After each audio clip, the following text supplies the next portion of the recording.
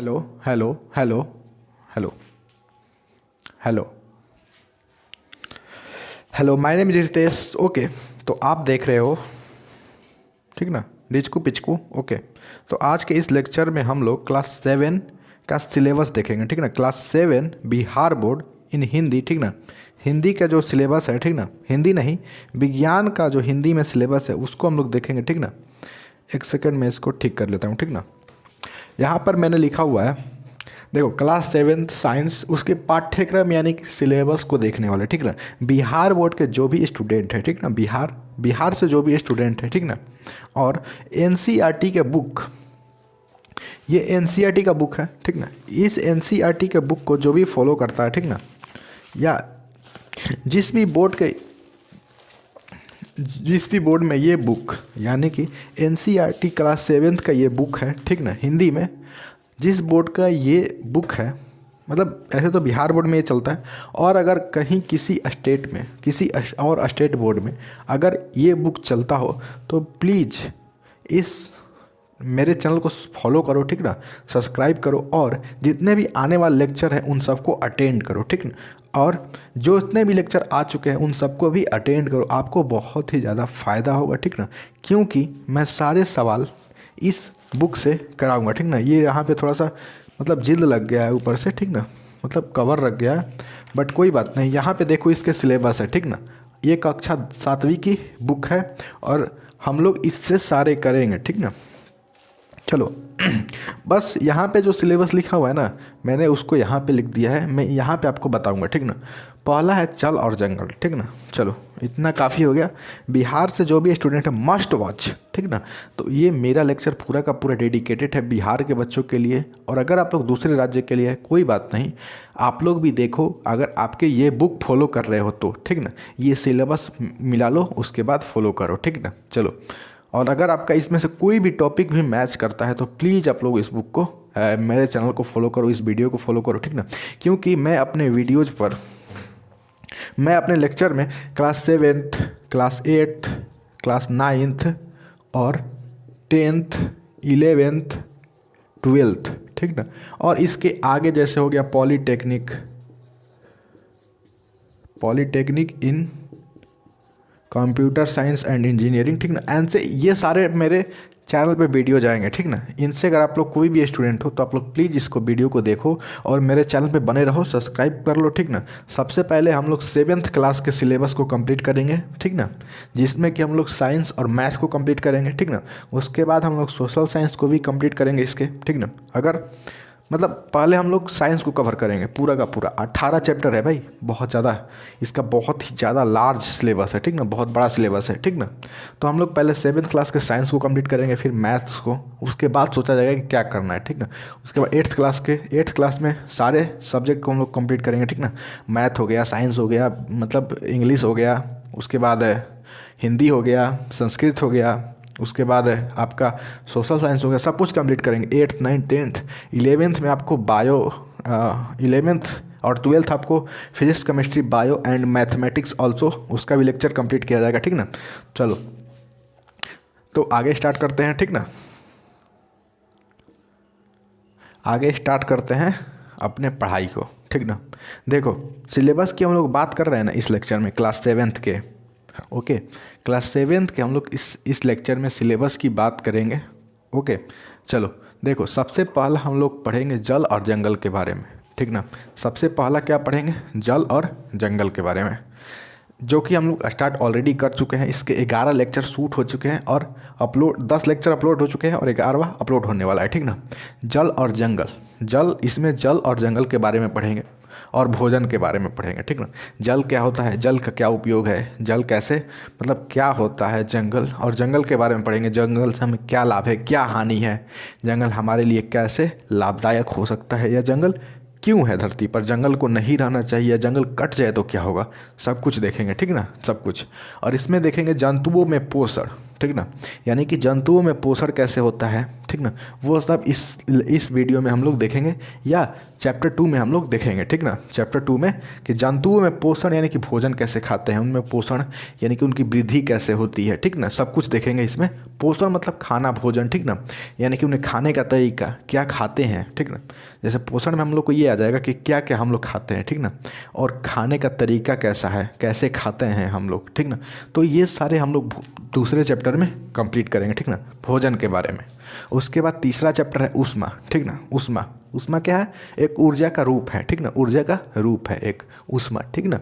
तो उसमें हम लोग ऊष्मा के बारे में पढ़ेंगे अच्छे से, डिटेल्ड में, पूरे डिटेल में ऊष्मा के बारे में पढ़ेंगे और जानेंगे कि ऊष्मा क्या होता है, कैसे काम करता है, ऊष्मा को कैसे ट्रांसफॉर्म किया जाता है, ऊष्मा से क्या किया जाता है, नहीं किया जाता है, ऊष्मा हमारे लिए कैसे उपयोगी है, हमारे लिए कैसे हानिकारक है, ऊष्मा को कैसे पहचाने। ऊष्मा को कोई देख के नहीं पहचान सकता, उसके लिए छूना पड़ता है, ठीक ना। ये सारे एक एक पॉइंट आपको मैं अपने यही इसी बोर्ड पे क्लियर कराऊंगा, सब कुछ कराऊंगा, ठीक ना। तो बस आप लोग मेरे साथ बने रहो, ठीक ना, ताकि आप लोग अच्छे से समझ पाओ, ठीक ना। क्योंकि मैं आप ही के लिए हूँ भाई, मेरा लेक्चर आप ही के लिए बन रहा है, ठीक ना। अगर आप लोग क्लास 7 के हो तो प्लीज़ मस्ट वॉच देखो, ठीक ना, मस्ट वॉच, मस्त मतलब देखो ही देखो, ठीक ना, क्योंकि आपके लिए बहुत फ़ायदा होगा, ठीक ना। उसके बाद गति और समूह समय, ठीक ना।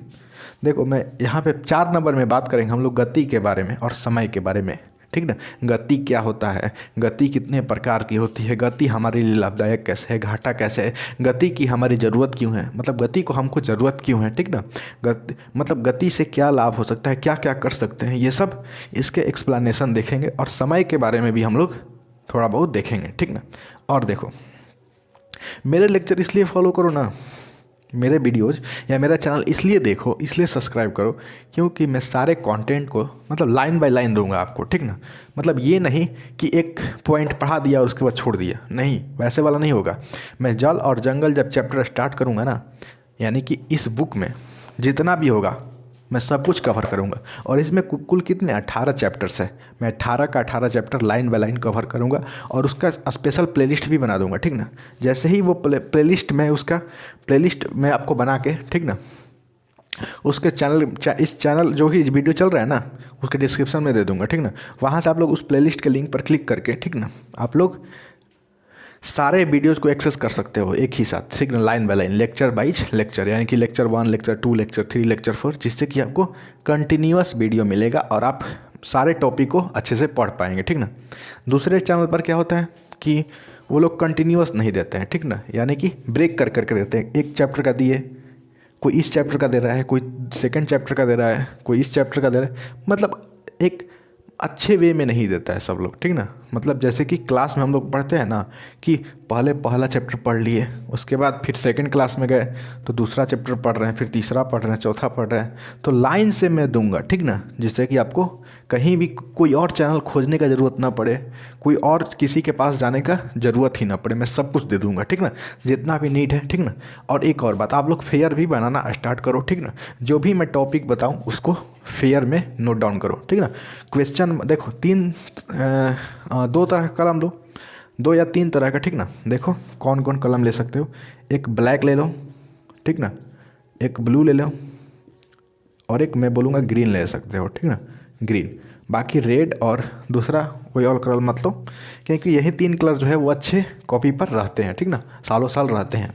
तो ब्लैक से ये कर लो कि ब्लैक से क्वेश्चन लिखना है, ठीक ना, ब्लैक से कोई भी प्रश्न आए तो उसको लिखो, ब्लू से आंसर लिखो और ग्रीन से कोई भी स्टार में लिखवाऊँ तो वो लिखो, यानी कि स्टार पॉइंट, यानी कि वीवीआई पॉइंट हो जाएगा, ठीक ना। कोई भी वीवीआई पॉइंट अगर लिखना हो तो उसको ग्रीन से लिखो, ठीक ना। इस तरह से फेयर स्टार्ट करो, फेयर बनाना, ठीक ना। एक नोट्स भी बोल सकते हैं, नोट्स बनाओ मस्ट, मतलब नोट्स बनाओगे ना तो तुम्हारे लिए बहुत ही ज़्यादा फ़ायदेमंद होगा, ठीक ना, बहुत ज़्यादा, ये बहुत ज़्यादा हेल्प करता है भाई, बहुत ज़्यादा, हमेशा हेल्प करता है। तुम एक बार बनाओगे ना, एक बार मेहनत करना है नोट्स पे, ठीक ना, और तुमको बार बार फ़ायदा होगा उससे, बार बार, ठीक। एक बार बना के तो देखना, तुम बार बार फ़ायदा होगा। पहला तो अभी रिवीजन करने में पढ़ रहे हो तो उसको एक अच्छा वे में लिख दोगे तो रिवीजन करोगे तो समझ में आएगा, एग्ज़ाम जब होगा तब समझ में आएगा, या फिर कभी जब बड़े हो जाओगे या कभी उसका ज़रूरत पड़ेगा, 8th क्लास में चल जाओगे और सेम टॉपिक 8th, देखो ये यहाँ पे है ना, एक मैं यहाँ पे लिखा हूँ अम्ल, क्षार और लवण, इसको क्लास 10th में भी पढ़ना है, ठीक ना। तो जब उसमें जाओगे तो फिर इसको उलट कर देख लेना, ठीक ना, देख लेने से क्या होगा ना कि थोड़ा क्लियर हो जाएगा। वही सेम चीज़ वहाँ भी पढ़ना है, ठीक ना। तो मैं वहाँ भी थोड़ा विस्तार रूप से बताऊँगा, यहाँ पे थोड़ा मतलब छोटा रूप में इसको पढ़ना है, ठीक ना। चाहे लेक्चर लंबा हो जाए मेरे, ठीक ना, बट उस पर ज़्यादा ध्यान नहीं देना है, ठीक ना। बस पढ़ाई पे ध्यान दो, समझो, लिखो, सीखो, ठीक ना। एक भी लेक्चर मिस मत करो, ठीक ना। एक भी लेक्चर मिस करोगे तो फिर अच्छे से नहीं पढ़ पाओगे, ठीक ना। देखो आगे बात करते हैं, गति एवं समय, ठीक ना। गति एवं समय, तो इसमें हम लोग गति के बारे में पढ़ेंगे और समय के बारे में पढ़ेंगे। उसके बाद है पदार्थ में रासायनिक परिवर्तन, ठीक ना। पदार्थ में रासायनिक परिवर्तन, पदार्थ में कोई भी रासायनिक परिवर्तन होता है तो उसके कारण क्या है, ठीक ना, उसका निवारण क्या है, ठीक ना। रासायनिक परिवर्तन क्या होता है, पदार्थ क्या होता है, ठीक ना। भौतिक परिवर्तन क्या होता है, परिवर्तन कितने प्रकार का होता है, ये सब पढ़ेंगे। रासायनिक परिवर्तन वैसा परिवर्तन जिसको भौतिक क्रियाओं द्वारा वापस से उसी रूप में नहीं किया जा सके, या जो कि जैसे ये पेंसिल है, ठीक ना, अगर इसको तोड़ देंगे ना तो इसमें एक परिवर्तन हुआ, मार्कर है इसमें परिवर्तन हुआ, तो वापस इसको जोड़ नहीं सकते हैं, ठीक ना। वापस इसको जोड़ेंगे जोड़ेंगे तो वापस से वैसा नहीं होगा।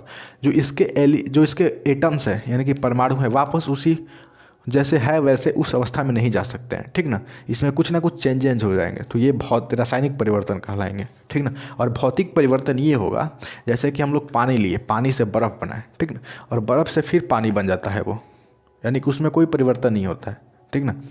तो जैसे कि मतलब कुछ ऐसा चीज़ जो खराब हो जाने के बाद या कुछ परिवर्तन हो जाने के बाद वापस अपने उसी मूल अवस्था में नहीं आ सके, उसे रासायनिक परिवर्तन कहते हैं। और वापस उसी मूल अवस्था में आ जाए तो उसे भौतिक परिवर्तन कहते हैं। ये सारे डिटेल्ड में हम लोग लेक्चर्स में देखेंगे, ठीक ना। ज़्यादा स्ट्रेस नहीं लेना है, बस देखते जाओ, समझते जाओ, ठीक ना। अब देखो पौधों में पोषण पढ़ेंगे, ठीक ना। जैसे यहाँ पे जंतुओं में पोषण पढ़ रहे थे उसी तरह यहाँ पे पौधों में पोषण पढ़ेंगे।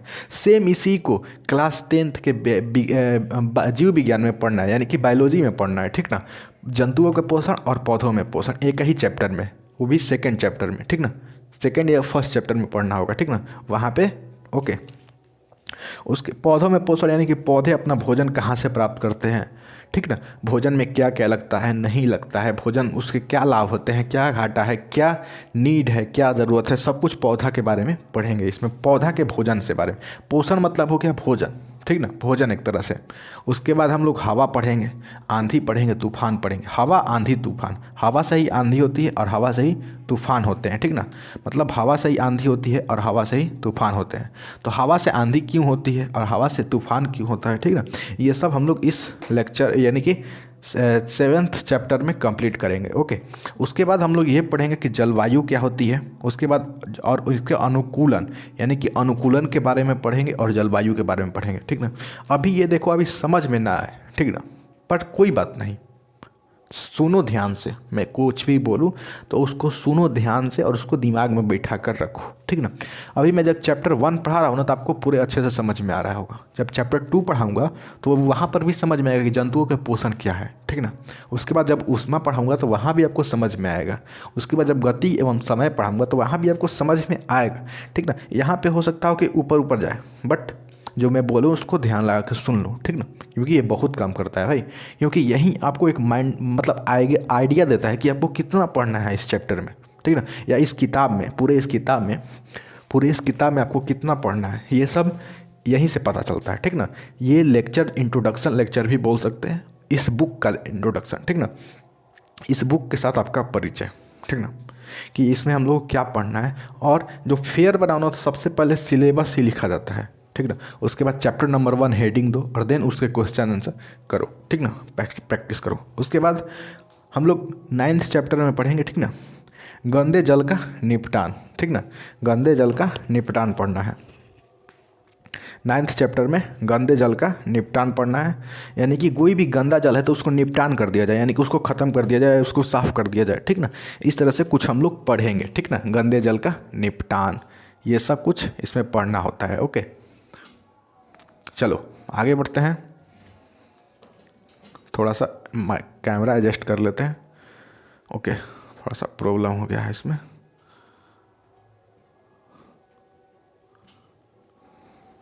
चलो ओके। तो देखो आगे बढ़ेंगे और गंदे जल के निपटान में हम लोग ये पढ़ेंगे ना कि गंदे जल को अगर ख़त्म किया जाए कैसे, ठीक ना, यानी कि उसको उपाय कैसे किया जाए। शहर में क्या हो रहा है, गंदे जल की वजह से बीमारियाँ फैल रही है, बीमारियाँ फैलती है, प्रदूषण होता है, ठीक ना, तो वो सब गंदे जल के वजह से हो रहा है, ठीक ना। तो उसको ख़त्म करना बहुत ही ज़्यादा इंपॉर्टेंट है और यही पढ़ाई के माध्यम से हम लोग इसको समझेंगे, ठीक ना, कि गंदे जल आखिर कैसे बन जाता है। उसके बाद हम लोग पढ़ेंगे विद्युत धारा और इसके प्रभाव, विद्युत धारा के बारे में पढ़ेंगे, ठीक ना। इससे रिलेटेड कुछ डिवाइसेज है, स्विच है, बोर्ड है, ठीक ना, बल्ब है, सेल है, वो सब इसमें देखेंगे और इसके प्रभाव को भी, विद्युत धारा के प्रभाव को भी देखेंगे, ठीक ना। झटका लगता है, ठीक ना। चलो इतना सो समझ गया, ठीक ना। उसके बाद हम लोग देखेंगे रेशे से वस्त्र तक, ठीक ना। इसको हम लोग 8th क्लास में यानी कि 8वां क्लास में भी इसको देखेंगे, ठीक ना। 8वां क्लास में भी इसको अच्छे से समझेंगे, ठीक ना। पर यहाँ से भी हम लोग थोड़ा बहुत आइडिया ले लेंगे, ठीक ना। रेशे से वस्त्र यानी कि रेशे से वस्त्र कैसे बनता है, ठीक ना, या रेशा कैसे बनता है, रेशा कहाँ से प्राप्त होता है, ये सब कुछ इसमें आइडिया लेंगे, ठीक ना। उसके बाद हम लोग 12 नंबर चैप्टर पे आएंगे, अम्ल, क्षार और लवण।